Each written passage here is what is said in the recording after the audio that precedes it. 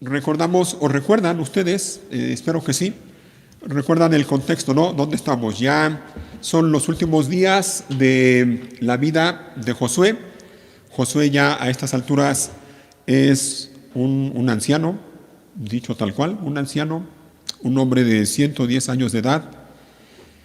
Y hasta el último momento, hasta los últimos días de su vida, yo puedo decir más bien que hasta el último día de su vida, Josué estuvo comprometido y decidido a servir al Señor de manera fiel, hasta el último día de su vida. Y no solo él quería que el pueblo de Israel también hiciera lo mismo.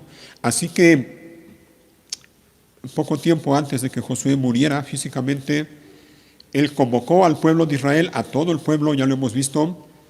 El pueblo de Israel se reunió en un lugar llamado Siquem, y Josué tenía un mensaje, no de parte de él, sino un mensaje de parte de Dios, un mensaje que darle al pueblo de Israel. Lo que hizo Josué fue, por un lado, recordarle de parte de Dios, o más bien Dios le recuerda al pueblo de Israel por medio de Josué, la fidelidad y la gracia que tuvo con el pueblo de Israel, que había tenido hasta ese momento, desde que llamó a Abraham, hasta ese momento que estaba ya el pueblo de Israel allí en Canaán.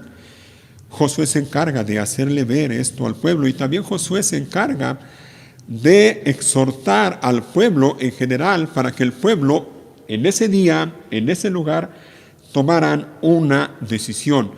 Era necesario tomar una decisión. Ya estaban allí en Canaán, ya estaban disfrutando de las bendiciones que el Señor les había prometido allí en la tierra prometida, valga la redundancia. Ya estaban disfrutando del reposo, del descanso que Dios les había dado allí en Canaán. Pero todavía allí en Canaán había pueblos que no conocían al Señor. Hombres y mujeres que no tenían temor de Dios y que no conocían al único Dios vivo y verdadero, y por lo tanto no adoraban al único Dios vivo y verdadero. Y Josué estaba consciente del peligro que era para Israel que cerca de ellos hubiera todavía pueblos y gente en esa condición. Josué estaba consciente de que si Israel no tenía cuidado, fácilmente podían caer en el pecado de olvidarse de Dios e ir tras los dioses de aquellas naciones, de aquellos pueblos, también empezar a practicar las costumbres de aquellos pueblos. Y por eso es que Josué los exhorta y los llama y los lleva a tomar una decisión. A ver, decidan ustedes hoy, decidan a quién van a servir. Y Josué les presenta únicamente dos opciones, y es que es así, una de dos, solamente hay dos opciones. O siguen, alaban, adoran y sirven al único Dios vivo y verdadero, al Señor de señores, o sirven a los dioses paganos. No hay más opción. Y así como para el pueblo de Israel en aquel entonces, lo mismo es hoy para ti y para mí. Únicamente tenemos dos opciones, nada más dos opciones. O servimos a Dios y vivimos para Él, o vivimos para el pecado, o vivimos para los ídolos. No hay más, no hay punto intermedio. O servimos a Dios y vivimos para Él, para su gloria, para agradarle a Él, y entonces experimentaremos una de las cosas que acabamos de cantar en la última canción, hablando de que el Señor es nuestro pastor. El verso B dice así: de sus aguas me dará, de sus aguas me dará. Obviamente está basado en el Salmo 23.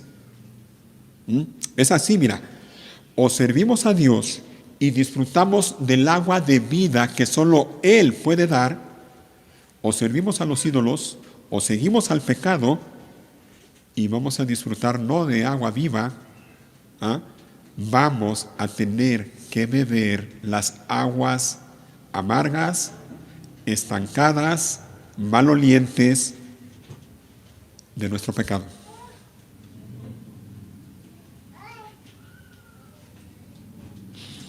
O vivimos para Dios o vivimos como se nos da la gana.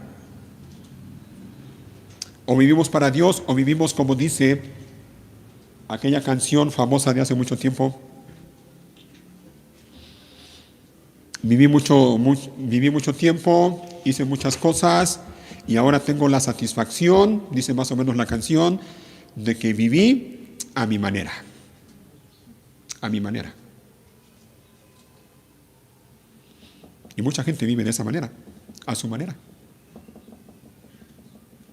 Y la Biblia dice que los que viven así, tarde o temprano, van a tener que beber el fruto amargo de vivir a su manera. Proverbios lo dice así. Así que hay dos opciones únicamente. El pueblo de Israel tenía que elegir en aquel día qué iban a hacer. O servían a Dios o servían a los ídolos. Y el pueblo de Israel tomó una decisión en ese día. Y en ese día tomaron la decisión de servir únicamente al Señor. Capítulo 24 de Josué, versículo 21. La segunda parte del versículo 21 le dice el pueblo a Josué: nosotros serviremos al Señor. Y entonces Josué les replica en el versículo 22 y les dice: ustedes son testigos de su propia decisión. Hoy han elegido servir al Señor. ¿Te fijas? El pueblo tomó una decisión. Claro que sí, respondieron. Somos testigos de lo que dijimos. Muy bien, dijo Josué. Entonces, oigan, destruyan los ídolos que tienen entre ustedes y entréguenle el corazón al Señor, Dios de Israel. Entonces los israelitas le dijeron a Josué: serviremos al Señor nuestro Dios, lo obedeceremos solo a Él. Ahí está la decisión que tomó el pueblo de Israel. Se la hicieron saber a Josué. Josué les dice: ok, está bien, ustedes son testigos, ustedes mismos son testigos de lo que han dicho y de lo que han decidido. Claro que sí, respondieron ellos al final del 22. Somos testigos de lo que decimos. Y entonces Josué les dice algo que es bien importante. Y es esto, versículo 23. Entonces, es decir, ya que han tomado esta decisión, entonces destruyan los ídolos que tienen entre ustedes y entréguenle el corazón al Señor, Dios de Israel. ¿Te fijas? Esto es un asunto del corazón. Esto es un asunto del corazón. Es bien probable que todavía entre algunos del pueblo de Israel había quienes tenían ídolos, probablemente ídolos que habían traído de Egipto o que habían conseguido en algunos lugares cerca de ellos. Por eso es que Josué les dice: destruyan los ídolos que tienen entre ustedes y entréguenle el corazón al Señor, Dios de Israel. Repito, esto es un asunto de el corazón. Y una cosa implica la otra. Mira, si ellos iban a servir a Dios, debían hacerlo de todo corazón.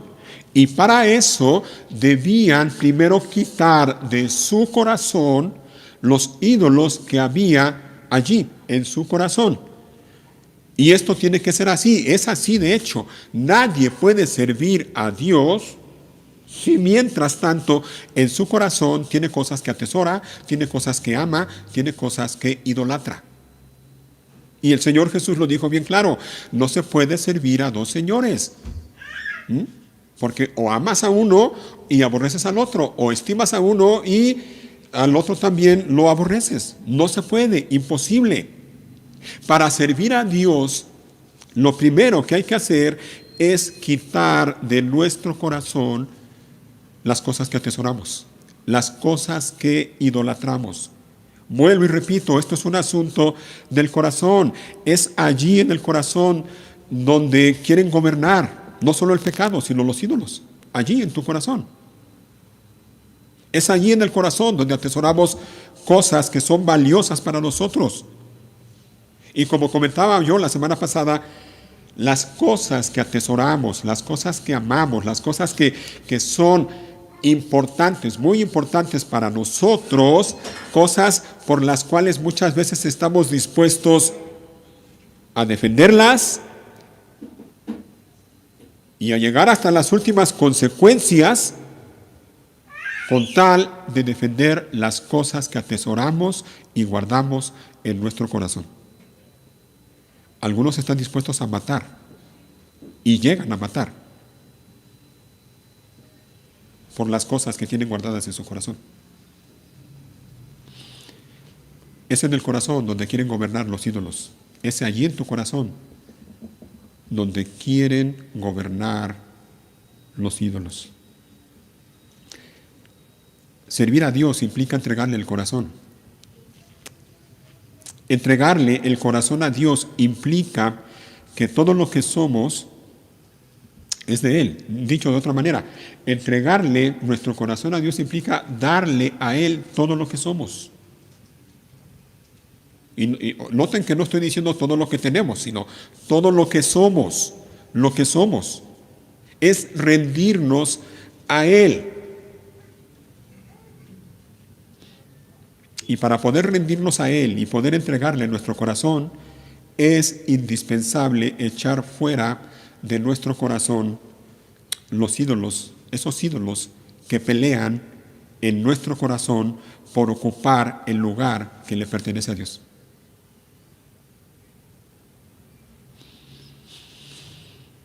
Entonces son dos opciones, una de dos: o nuestro corazón es de Dios o no lo es.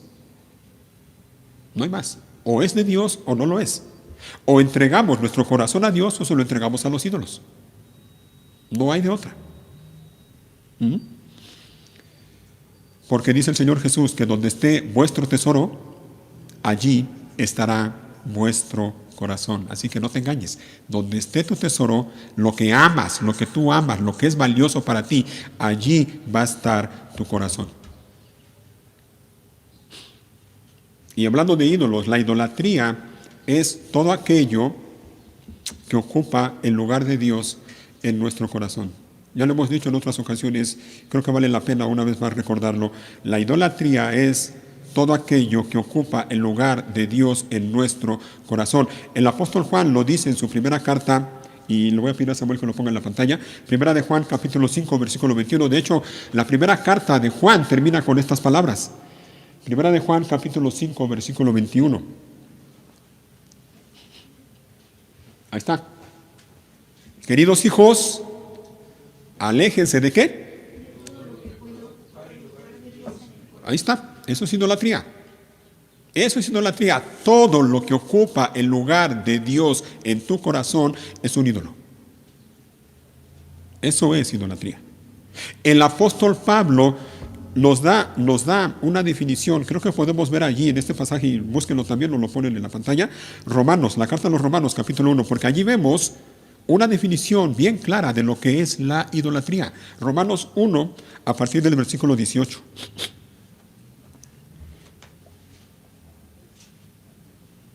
(1:18) Lean ahí, por favor, junto conmigo. Dice, bueno, yo leo en voz alta y ustedes nada más con la vista. Pero Dios muestra su ira desde el cielo contra todos los que son pecadores y perversos, que detienen la verdad con su perversión. Ellos, es decir, los pecadores y los perversos, conocen la verdad acerca de Dios. Oigan, conocen la verdad acerca de Dios, porque Él se la ha hecho evidente. Pues desde la creación del mundo, todos han visto los cielos y la tierra. Noten lo que dice, desde la creación del mundo, todos los seres humanos han visto los cielos y la tierra. Por medio de todo lo que Dios hizo, ellos pueden ver a simple vista las cualidades invisibles de Dios. ¿Te fijas? Su poder eterno y su naturaleza divina. Así que no tienen ninguna excusa para no conocer a Dios. Es cierto. Ellos conocieron a Dios, pero no quisieron adorarlo como a Dios ni darle gracias. ¿Te fijas? El ser humano en general conoce a Dios.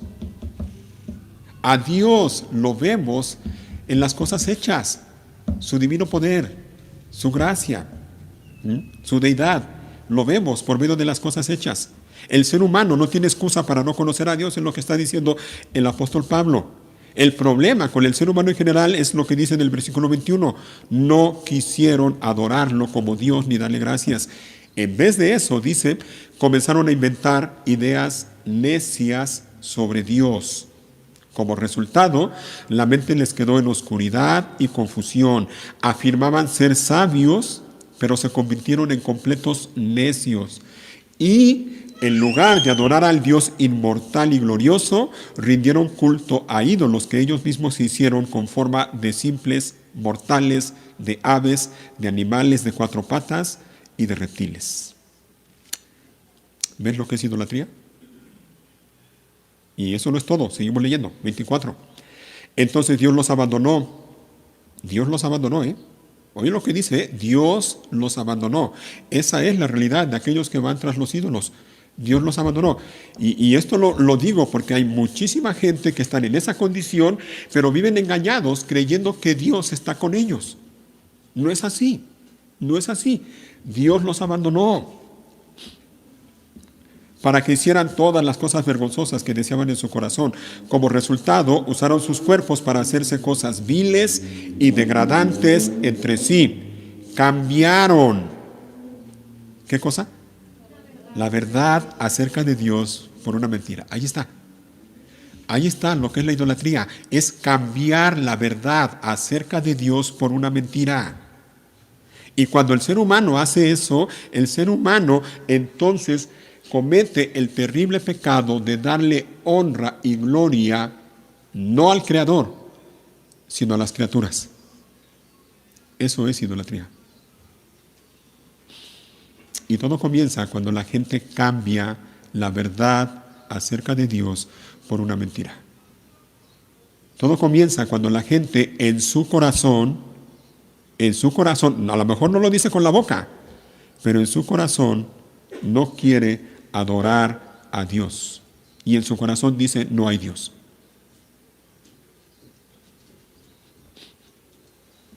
Así que dice, cambiaron la verdad acerca de Dios por una mentira.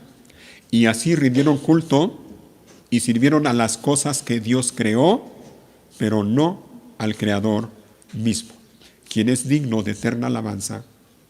Amén. Y este terrible pecado de idolatría trae consecuencias terribles para los seres humanos. Y lo vemos. Este pasaje de Romanos presenta un cuadro terrible del ser humano, de la condición en la que está el ser humano, a causa de su necedad por no querer aprobar a Dios, por no querer reconocerlo y por no querer adorarlo. Dice el versículo 26, por esa razón Dios los abandonó a sus pasiones vergonzosas.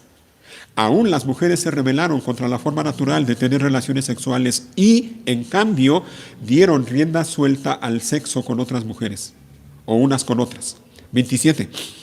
Los hombres, por su parte, en lugar de tener relaciones sexuales normales con la mujer, ardieron en pasiones unos con otros. Los hombres hicieron cosas vergonzosas con otros hombres y, como consecuencia de ese pecado, sufrieron dentro de sí el castigo que merecían. ¿Y esto por qué? Dice el versículo 28, por pensar que era una tontería reconocer a Dios, Él los abandonó a sus tontos razonamientos y dejó que hicieran cosas que jamás deberían hacerse. Se llenaron de toda clase de perversiones, pecados, avaricia, odio, envidia, homicidios, peleas, engaños, conductas maliciosas y chismes. ¿Ves a qué nivel pone el Señor el chisme con otros pecados? ¿A qué nivel? ¿O la envidia? ¿O el odio? 30. Son traidores, insolentes, arrogantes, fanfarrones y gente que odia a Dios. Ahí está. Ahí está.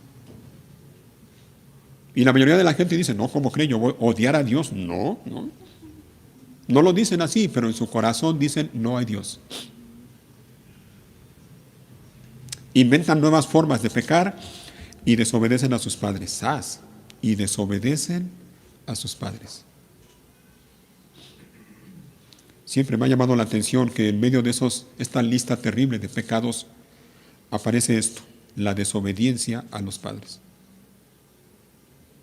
31. No quieren entrar en razón. No cumplen lo que prometen. Son crueles y no tienen compasión. Saben bien que la justicia de Dios exige que los que hacen esas cosas merecen morir, pero ellos igual las hacen. Peor aún, incitan a otros a que también las hagan.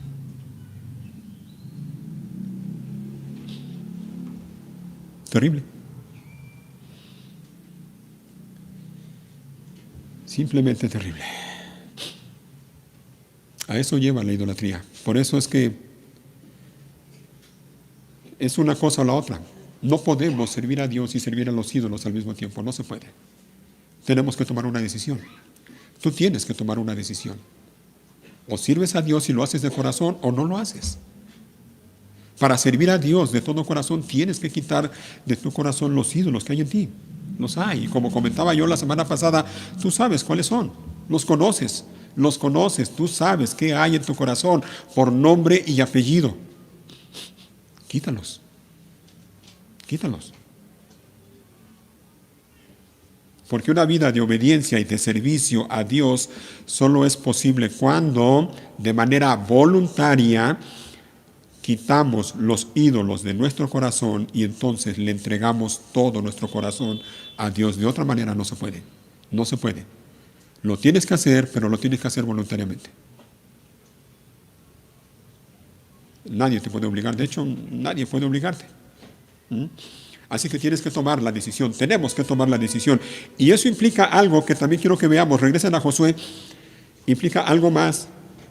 Es decir, tomar la decisión de servir a Dios, aparte de que implica deshacernos de los ídolos que hay en nuestro corazón, también implica otra cosa que quiero que la veamos ahí en Josué 24. Versículo 25. Entonces, ese día en Siquem, Josué hizo un pacto con ellos, el cual los comprometía a seguir los decretos y las ordenanzas del Señor. Josué escribió todas esas cosas en el libro de instrucción de Dios. Como recordatorio del acuerdo, tomó una piedra enorme y la llevó rodando hasta debajo del árbol de terebinto que estaba junto al tabernáculo del Señor. Josué le dijo a todo el pueblo: esta piedra escuchó todo lo que el Señor nos dijo. Será un testigo en contra de ustedes si no cumplen lo que le prometieron a Dios. Después, Josué mandó que todo israelita regresara a su tierra, cada uno a su hogar. Hay algo que salta a la vista en estos versículos que hemos leído. No sé si lo notaste. Si no, ahorita te voy a ayudar a notarlo. 4 palabras resaltan allí y todas tienen que ver con lo mismo. La palabra pacto, versículo 25. La palabra comprometía o compromiso, allí mismo en el versículo 25. La palabra acuerdo, del versículo 26. Y la palabra prometieron o promesa, al final del versículo 27. ¿Las viste? Pacto, compromiso, acuerdo, promesa. Pacto, compromiso, acuerdo, promesa.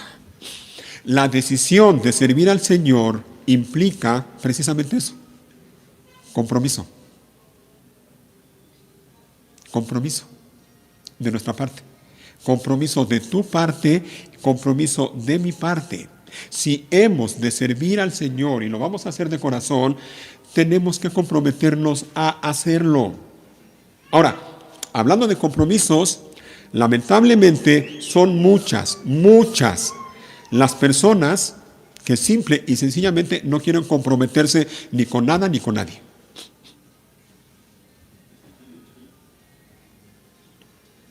Les asustan los compromisos. Porque, entre otras cosas, les da miedo las consecuencias que puedan venir si se comprometen con algo o con alguien. Muchísima gente no quiere comprometerse. Le dan la vuelta. Eso es fácil, ¿no? Darle la vuelta al compromiso. Huir del compromiso. Es fácil. Por eso, por ejemplo, en cuanto al matrimonio, por eso hay muchísimos hombres y mujeres que viven en unión libre. Y tenemos que decir libre entre comillas, porque de libre no tiene nada. Por eso muchos hombres y mujeres prefieren vivir en unión libre, porque le rehuyen al compromiso. Hombres y mujeres que dicen: yo no necesito un papel para demostrarte que te amo. No quieren comprometerse. Y oigan, pongan atención, jóvenes, Cuando un joven o una señorita te diga así, Lo único que está diciendo, con otras palabras, es que mi amor para contigo no es tanto como para casarme contigo. O sea, sí te amo, pero al grado como para casarme contigo, no.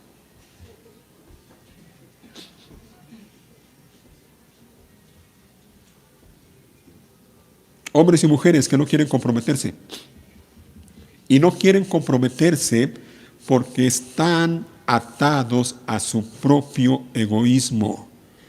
Hombres y mujeres con un corazón lleno de egoísmo que nada más quieren vivir para ellos mismos.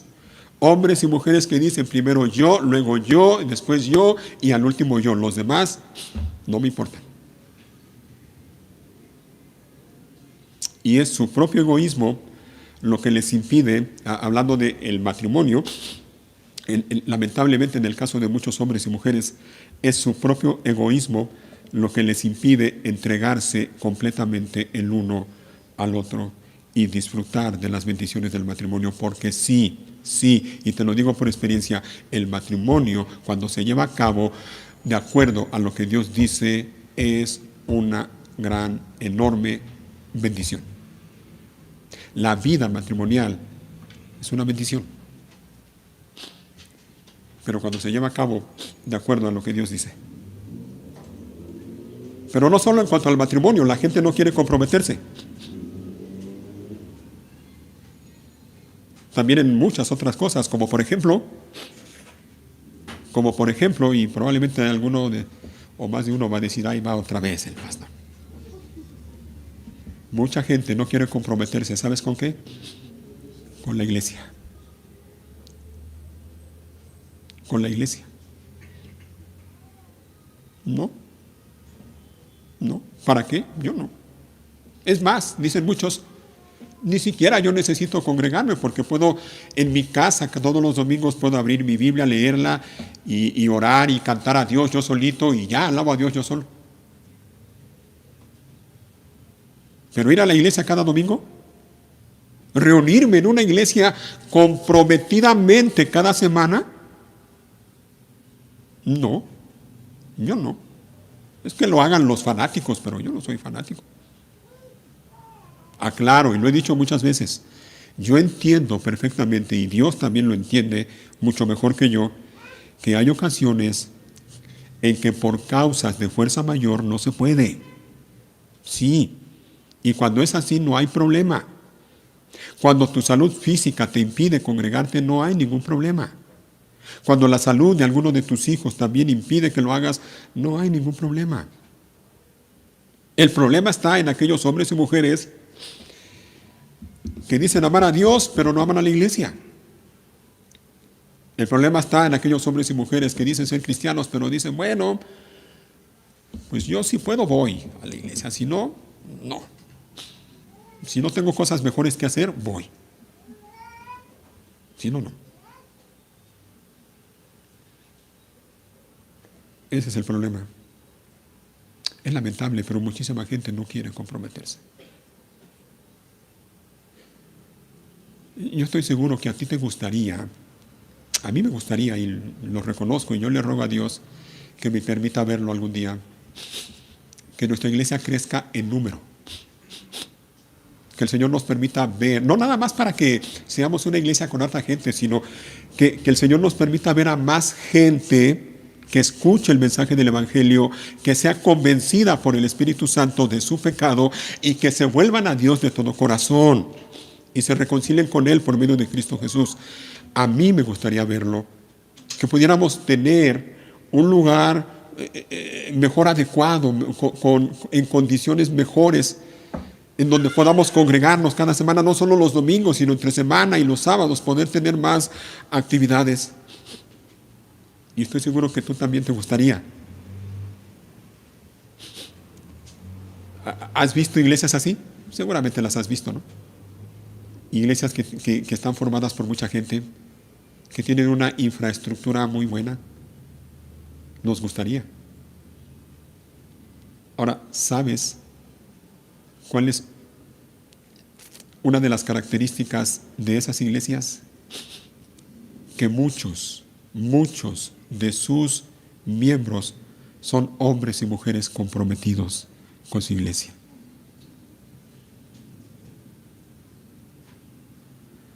Hombres y mujeres que digan y que tienen en su corazón esta convicción: mientras el Señor me lo permita, mientras mi salud me lo permita, allí voy a estar de manera comprometida y voy a participar porque es mi iglesia. No porque sea mía, porque me pertenezca a mí, sino porque yo pertenezco a ella, es mi iglesia. Y allí voy a estar, semana a semana. Y me voy a comprometer en participar, en hacer, en dar, en lo que sea necesario.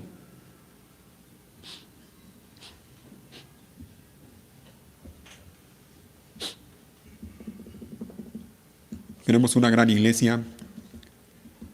Queremos que haya más actividades. Queremos crecer. Pero no queremos comprometernos. ¿Cómo es eso? ¿Cómo es eso? No se puede.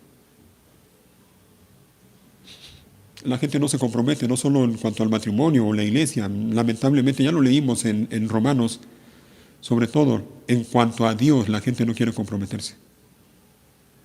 Muchísima gente, el ser humano en general, no quiere comprometerse con Dios. Y no quieren comprometerse con Dios porque no están dispuestos a quitar de su corazón los ídolos que hay todavía. No quieren comprometerse con Dios porque no están dispuestos a dejar su pecado, porque aman su pecado. No quieren comprometerse con Dios porque, en una palabra, no quieren que Dios gobierne sobre ellos. No están dispuestos. Y es gente, mira, y lo voy a decir tal cual, es gente, muchísima de esa gente, gente que está domingo tras domingo en una iglesia como esta, gente que se reúne domingo tras domingo, que canta, ora, ofrenda y hace lo que hacen los cristianos cada domingo, pero en su corazón tienen esta manera de pensar: no quiero que Dios gobierne en mi vida.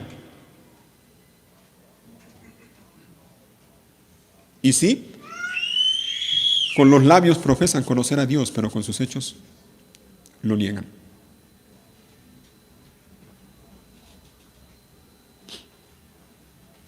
Así que la exhortación para ti en esta mañana es: comprométete.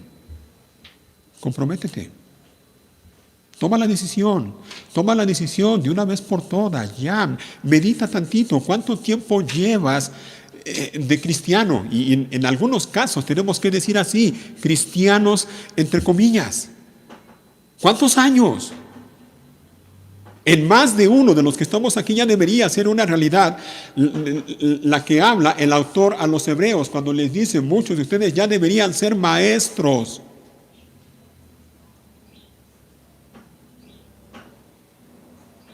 Estamos por terminar un año. ¿Y lo vas a terminar así? ¿Y el siguiente año igual?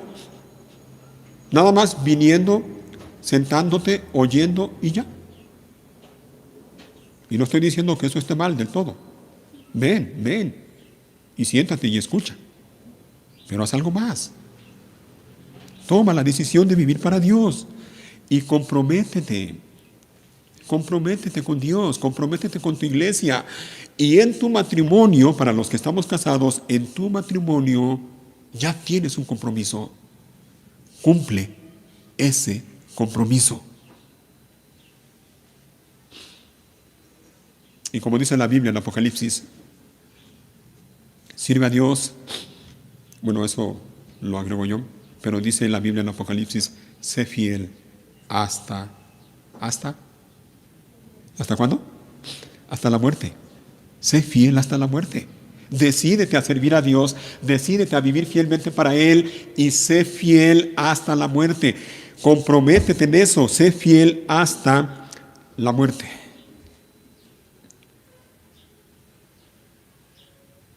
Sigue el ejemplo de hombres como Josué. Y por cierto, hablando de muerte, vamos a leer más. Josué capítulo 24, versículo 29.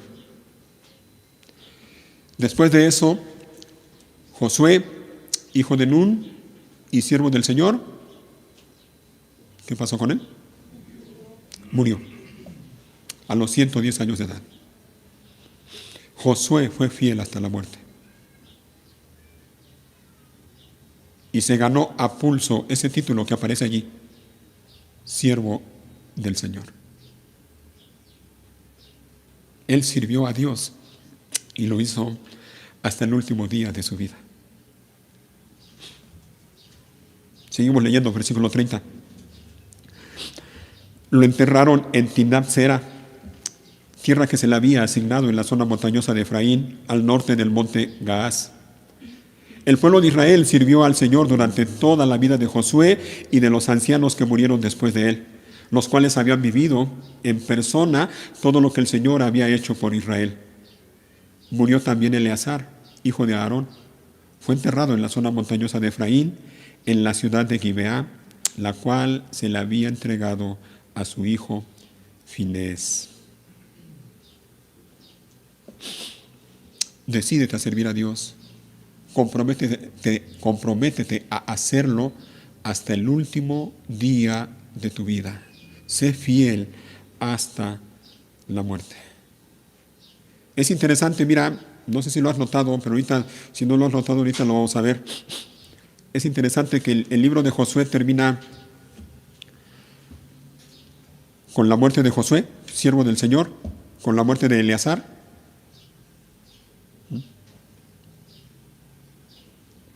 Pero no solo termina con la muerte de Josué, siervo del Señor. El libro de Josué comienza con la muerte de otro siervo del Señor. ¿Recuerdan cómo comienza el libro de Josué? Capítulo 1. Vamos a verlo, Josué 1. Lo primero que el Señor le dice a Josué: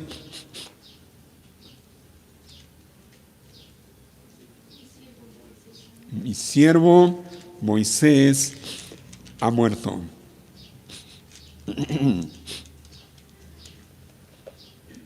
Lo primero que le dice el versículo 1, después de la muerte de Moisés, siervo del Señor, el Señor habló a Josué, hijo de Nun, y ayudante de Moisés. Le dijo: mi siervo Moisés ha muerto. Entonces te digo, es interesante, ¿no? El libro de Josué comienza con la muerte de un siervo de Dios y termina con la muerte de otro siervo de Dios. Y hemos leído ya en Josué 24, mira, murió Josué, murió Eleazar, pero esto nos recuerda algo. A ti y a mí nos recuerda algo, y es esto, hermanos. Ya lo hemos hablado también en otras ocasiones.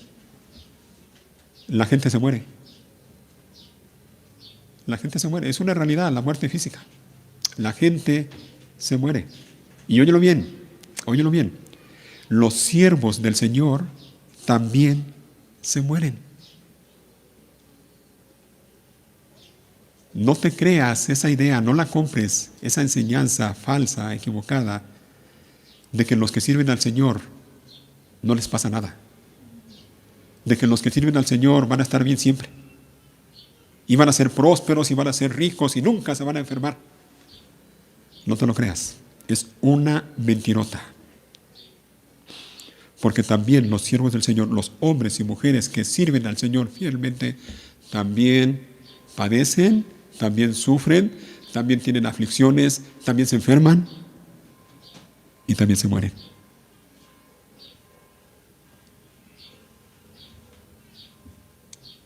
Y lo que Dios nos llama a hacer a ti y a mí, que queremos servir al Señor, es a servirle de corazón, comprometidamente, hacerlo fielmente hasta la muerte, a pesar de las circunstancias en nuestra vida.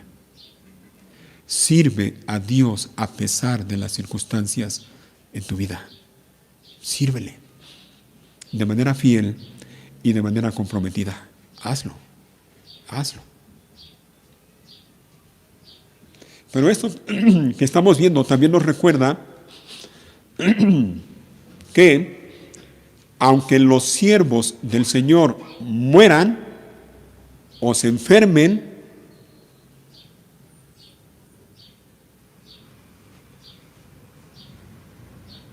o pequen y se alejen del Señor, la fidelidad y la gracia del Señor van a permanecer inamovibles. Porque ni la fidelidad de Dios, ni la gracia de Dios, ni la misericordia de Dios, ni el poder de Dios dependen de sus siervos. No depende de eso. No depende de que los siervos del Señor sean muy capaces, o que sean muy elocuentes, o que sepan mucho, o que hagan mucho. No, no. Líderes van, líderes vienen, líderes nacen, otros mueren, otros tristemente y lamentablemente pecan.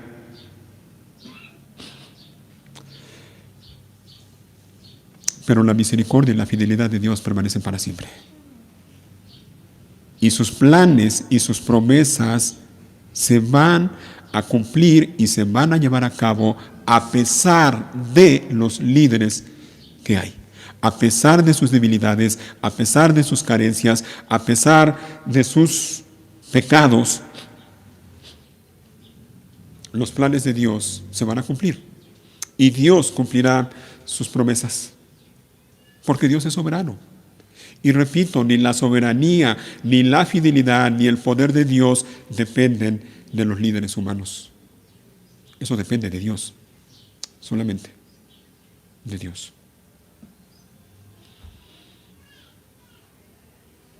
Así que vemos aquí en Josué 1, cuando el Señor le habla a Josué y le dice: mi siervo Moisés ha muerto. Es como si el Señor le dijera a Josué: mira, Josué, sí, ya murió Moisés, ya murió con Moisés, mi siervo, y ahora tú vas a tener que ir al frente, ser el líder y llevar al pueblo de Israel a que cruce el río Jordán y tome posesión de la tierra que yo les voy a dar. Como si el Señor le dijera a Josué: Josué, mi siervo Moisés murió, pero yo estoy contigo. Él ya está muerto, ya. Punto y aparte. Pero yo estoy contigo. Pero yo estoy contigo. Y mira lo que le promete, no te dejaré ni te desampararé. ¿Te fijas? Porque ni la fidelidad, ni la gracia, ni la soberanía, ni el poder de Dios dependen de los líderes humanos. Dios es Dios y lo que cumple promete. Sí, Josué, ya Moisés no está. Ahora esfuérzate tú y sé valiente. Yo voy a estar contigo, no te voy a dejar y no te voy a desamparar. Y esa promesa, óyelo bien, esa promesa no es solo para Josué, esa promesa es también para ti y para mí. Esa promesa es para todo creyente, para todo, déjenme añadir esta palabra, para todo verdadero creyente. Y el autor a los hebreos lo recuerda. Busca por ahí la carta a los hebreos, Samuel. Hebreos capítulo 13, versículo 5. 13:5.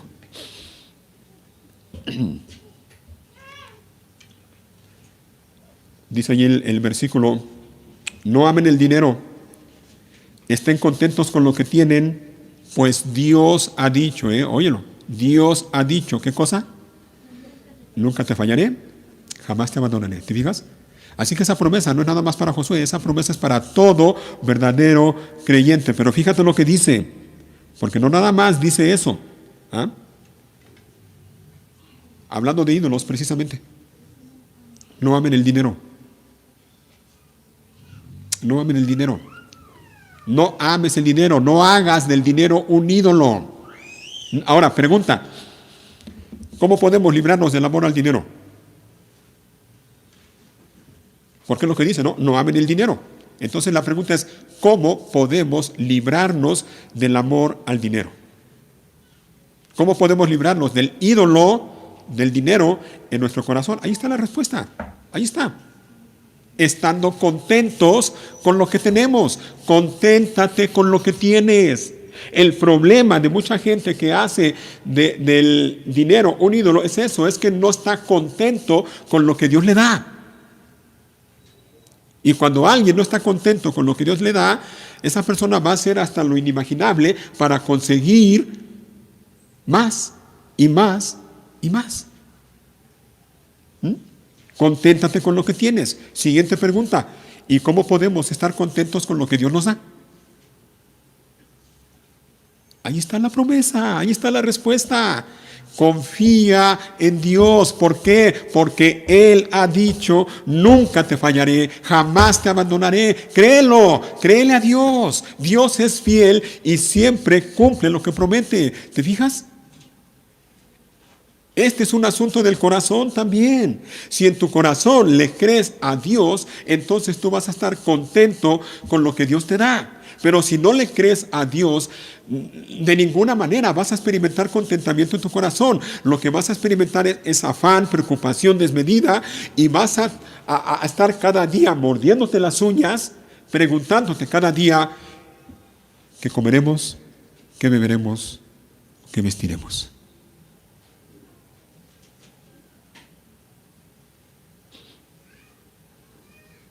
Confía en la fidelidad de Dios. Él ha dicho, nunca te fallaré, jamás te abandonaré. Así que la única manera de vivir contentos con lo que tenemos es confiando en que Dios ha prometido que nunca nos fallará y jamás nos abandonará. Si no lo hacemos, es decir, si no confiamos en Dios, si no creemos que Él nunca nos fallará y que jamás nos abandonará, ¿sabes qué es lo que va a pasar? Lo único que va a pasar es que cada día vamos a vivir afanándonos y preguntándonos cada día, ¿qué va a ser de mí? ¿Qué va a ser de mí? Y nos podemos esforzar y podemos tratar de conseguir con nuestras propias fuerzas lo que creemos que necesitamos. Podemos esforzarnos en nuestras propias fuerzas para conseguir lo que... Mira. Podemos esforzarnos para conseguir lo que creemos que Dios no nos puede dar. ¿Ves? Dios no me lo puede dar, entonces pues yo me tengo que esforzar para conseguirlo. Imagínate.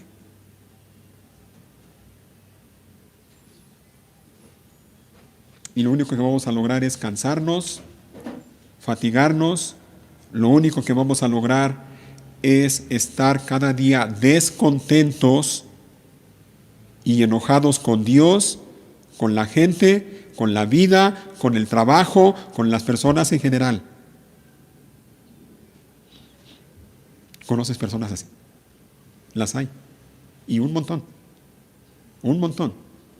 que no están contentos con lo que tienen. Y creen que tienen que esforzarse cada vez más y más y más y más.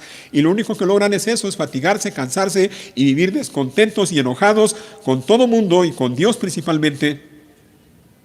Y no logran nada. ¿Sabes por qué? Por lo que dice la Biblia en el libro de los Salmos. Porque si Jehová no edifica la casa, en vano trabajan los que la construyen.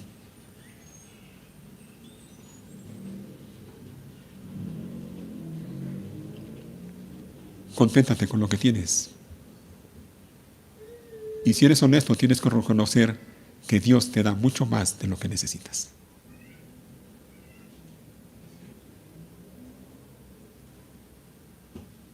Porque si no lo haces, mira, el descontento te va a llevar a una cosa nada más, a la idolatría.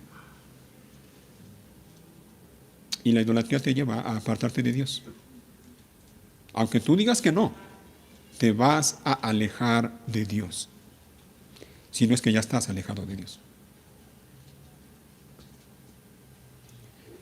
Así que murió Josué, murió Eleazar, y los enterraron allí en Canaán. Ya estaban en Canaán y allí los enterraron. Fueron sepultados allí. Pero en el pasaje se menciona otro nombre. Y de hecho, deliberadamente me brinqué un versículo. Versículo 32. No nada más se menciona el nombre de Josué y el nombre de Eleazar. También se menciona otro nombre. ¿Cuál es ese nombre? El nombre de José. Versículo 32. Los huesos de José, los cuales los israelitas llevaron consigo cuando salieron de Egipto, fueron enterrados en Siquem, en la parcela que Jacob le había comprado a los hijos de Amor por 100 piezas de plata. Esa tierra estaba situada en el territorio asignado a los descendientes de José. ¿Te fijas?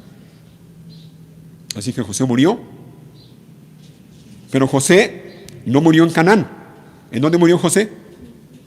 En Egipto. José vivió en Egipto. La historia la conocemos. Si no la conoces o la quieres volver a recordar, léela ahí en Génesis. A partir del capítulo 17, si no me equivoco, más o menos. José vivió en Egipto mucho tiempo. Allí hizo su vida prácticamente. Creció y llegó a Egipto siendo un muchachito, un jovencito. Allí creció, allí se casó, allí tuvo hijos. Allí vio a sus hijos crecer, a sus nietos y a sus bisnietos. Murió en Egipto. Fue sepultado en Egipto. Y ahorita lo vamos a ver. Fue sepultado en Egipto a la manera de los egipcios. Pero, José sabía por lo menos dos cosas. Él sabía que aunque había estado allí en Egipto mucho tiempo, él no era de Egipto. Allí estaba, pero no era de allí. Y la otra cosa que José sabía es que Dios es fiel. Dios es fiel. Y Él cumple siempre lo que promete. José sabía que Dios le había prometido a Abraham que a sus descendientes les iba a dar la tierra de Canaán. José lo sabía y lo creía. Y tan es así que oigan lo que él dijo antes de morir. Vamos al libro de Génesis. Génesis, de hecho es el último capítulo de Génesis, Génesis capítulo 50.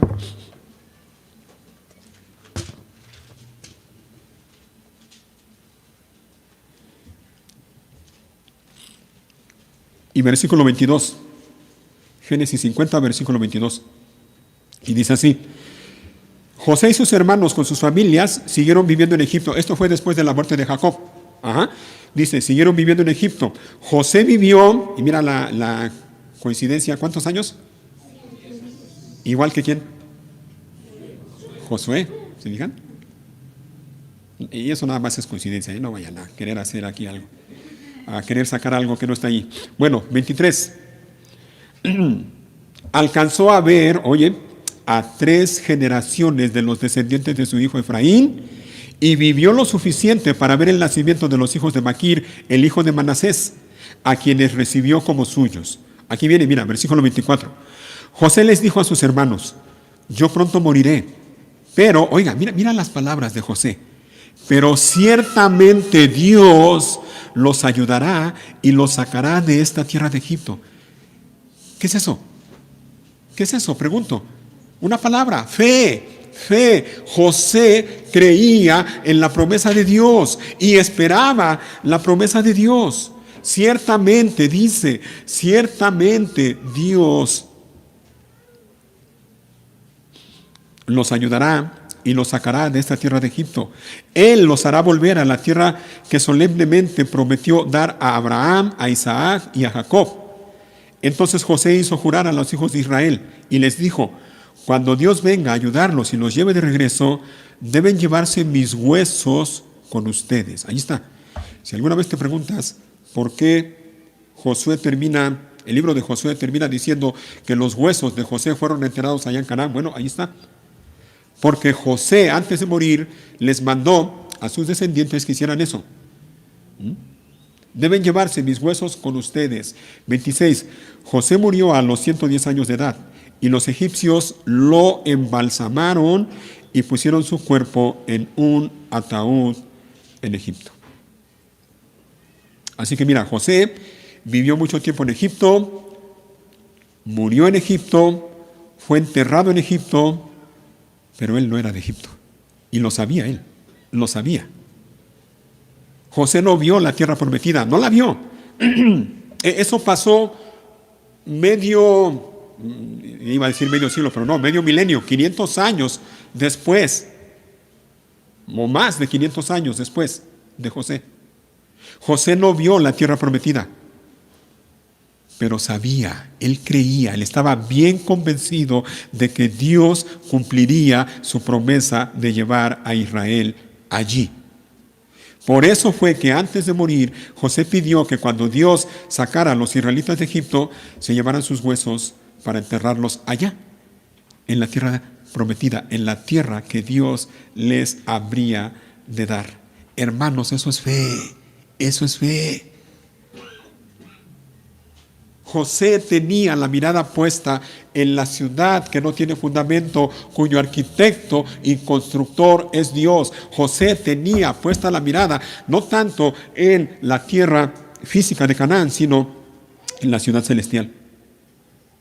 El autor de Hebreos también habla de José. Búsquenlo, Hebreos capítulo 11. Hebreos 11, versículo 22. Josué forma parte de ese grupo de creyentes que aparecen allí en Hebreos 11, que resaltan por su fe. Hebreos 11, 22 dice así: fue por la fe que ¿quién? Que José, cuando iba a morir, oye, dice, declaró con confianza, ¿te fijas? Declaró con confianza que el pueblo de Israel saldría de Egipto. Incluso les mandó que se llevaran sus huesos cuando ellos salieran. ¿Qué es eso? Fe, fe, simplemente fe. José, repito, José sabía que Dios es fiel y cumpliría su promesa de llevarlos a la tierra prometida. Hermano, hermana, dice la Biblia que tú y yo, que somos creyentes, no andamos por vista, andamos por fe.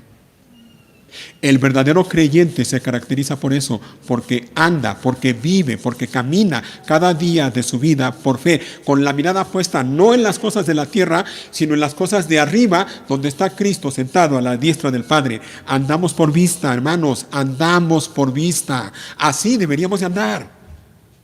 Estamos en el mundo, pero no somos del mundo. Vivimos aquí. Vamos a morir aquí, si es que el Señor no nos lleva, no viene antes, vamos a morir aquí. Nuestro cuerpo será sepultado aquí, pero no somos de aquí. Dios ha prometido, oye bien, Dios ha prometido que Él nos llevará con Él a su hogar, a su presencia. Él lo ha prometido. Él ha prometido que nos llevará a la Canaán celestial. ¿Y sabes qué? Lo hará. Lo hará porque Él es fiel, lo hará.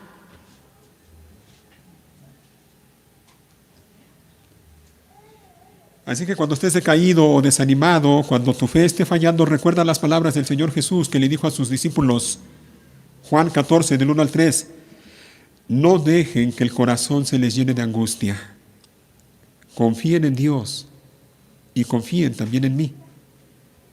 En el hogar de mi Padre hay lugar más que suficiente. Si no fuera así, ¿acaso les habría dicho que voy a preparar el lugar? Cuando todo esté listo, oigan, esto es precioso, dice el Señor Jesús, cuando todo esté listo, volveré para llevarlos. ¿Para qué? Para que siempre estén conmigo donde yo estoy. Y eso el Señor lo promete. Cuando todo esté listo, volveré para llevarlos. ¿No les recuerda lo que José le dijo a sus hermanos? Lo acabamos de leer en Génesis. Les dice José a sus parientes, cuando Dios venga y los lleve, me encanta esa parte, cuando Dios venga y los lleve. Ahorita estamos en Egipto, pero cuando Dios venga y los lleve a la tierra prometida, es lo mismo, Dios ha prometido. Nuestro Señor Jesús, Él ha dicho, en la casa de mi Padre hay muchas moradas. Voy a preparar lugar para vosotros, para que donde yo esté, vosotros también estéis conmigo. Voy, pero voy a regresar. Y cuando todo esté listo, dice Él, volveré para llevarlos, para que siempre estén conmigo donde yo estoy. Hermanos, andamos por fe, no por vista. Y Dios ha prometido esto, llevarnos a la Canaán celestial. Estamos en el mundo, pero no somos del mundo.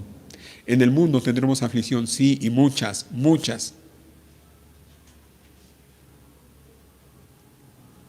Pero allá en el hogar eterno, en nuestra Canaán celestial, no habrá aflicciones, no habrá llanto, no habrá tristeza, no habrá dolor.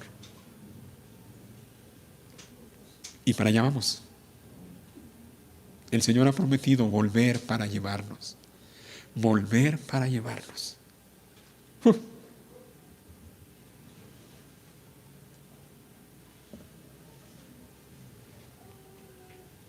Es interesante otra cosa, mira. El libro de Josué termina con la muerte de Josué. El libro de Deuteronomio termina con la muerte de Moisés. El libro de Génesis, ya lo vimos, termina con la muerte de José, lo acabamos de leer. Siervos del Señor que murieron, sirvieron a Dios fielmente, pero murieron. Ahora, ya en el Nuevo Testamento, particularmente en los primeros 4 libros del Nuevo Testamento, los evangelios, leemos iba a decir de otro siervo, pero más bien prefiero decir, leemos acerca del siervo con mayúscula, el siervo del Señor. Mateo, Marcos, Lucas y Juan hablan de él, narran de él, de Cristo Jesús. Y cada uno de ellos, de Mateo, Marcos, Lucas y Juan, narran la muerte y la sepultura de Cristo Jesús. Pero no terminan allí. No terminan allí. Los 4 evangelios terminan con la resurrección, con el anuncio glorioso de la resurrección de nuestro Señor y Salvador, Cristo Jesús. Eso es básico para la vida cristiana. Eso es esencial para la vida cristiana. Eso es el Evangelio. La vida, la muerte, la sepultura y la resurrección de nuestro Señor y Salvador, Cristo Jesús. Y eso es importante. Mira lo que dice el apóstol Pablo en Primera de Tesalonicenses. Ya estamos terminando. Les ruego tantita paciencia. Tesalonicenses, Primera de Tesalonicenses, capítulo 1, versículo 9. Perdón.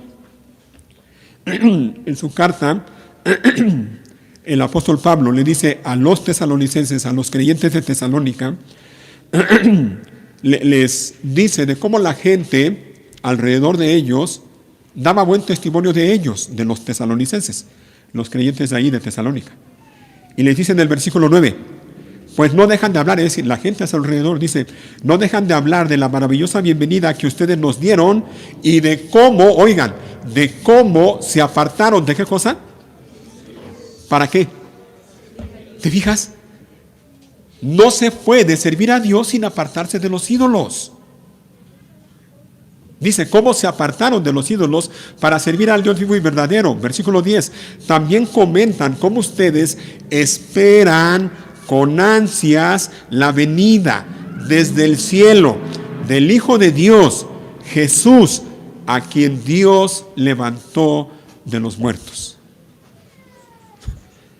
Ahí está. Por cierto, mira, aquí vemos lo que es ser un verdadero creyente.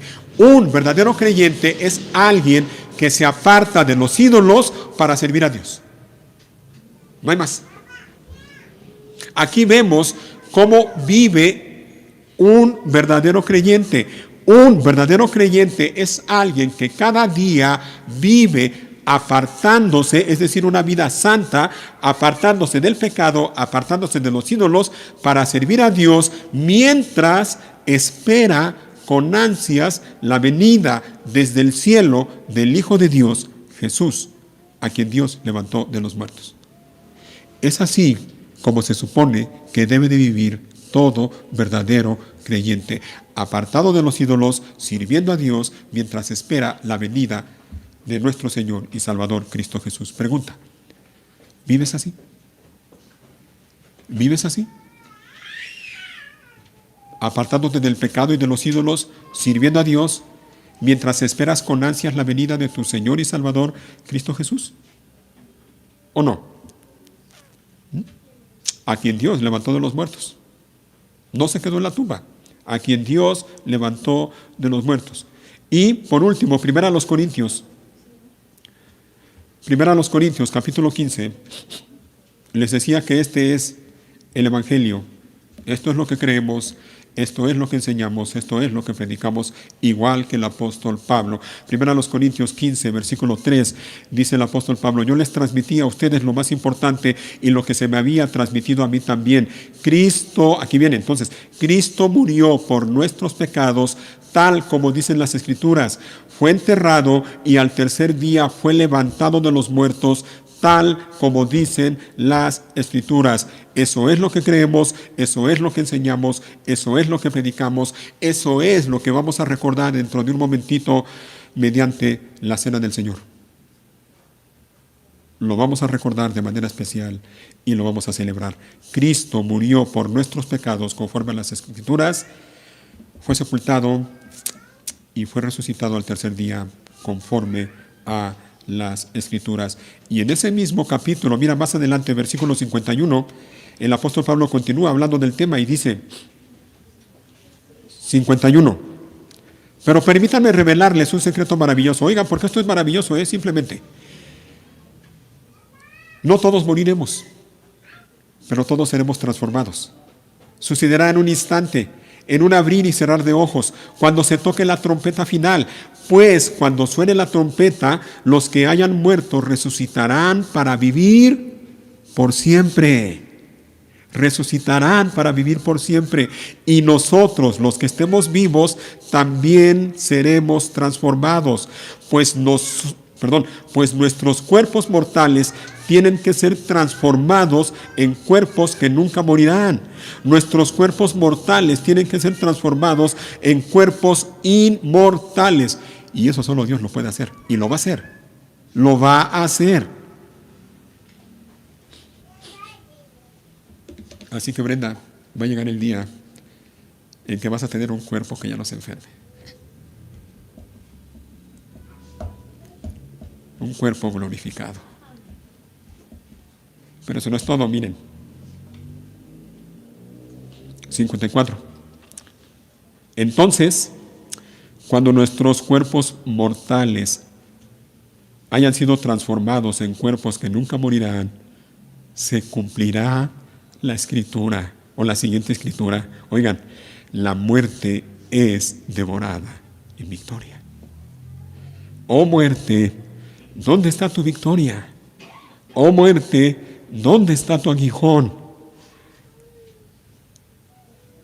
Pues el pecado es el aguijón que termina en muerte. Óyelo, El pecado es el aguijón que termina en muerte. Y la ley le da al pecado su poder. Pero gracias a Dios, Él nos da la victoria sobre el pecado y la muerte por medio de nuestro Señor Jesucristo. Amén.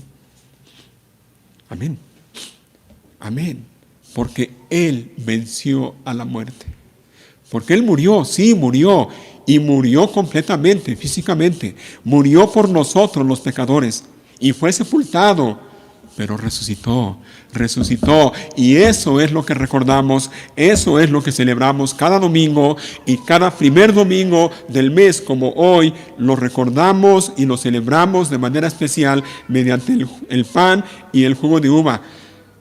Que Cristo Jesús murió por nuestros pecados y fue sepultado y resucitó al tercer día conforme a las Escrituras.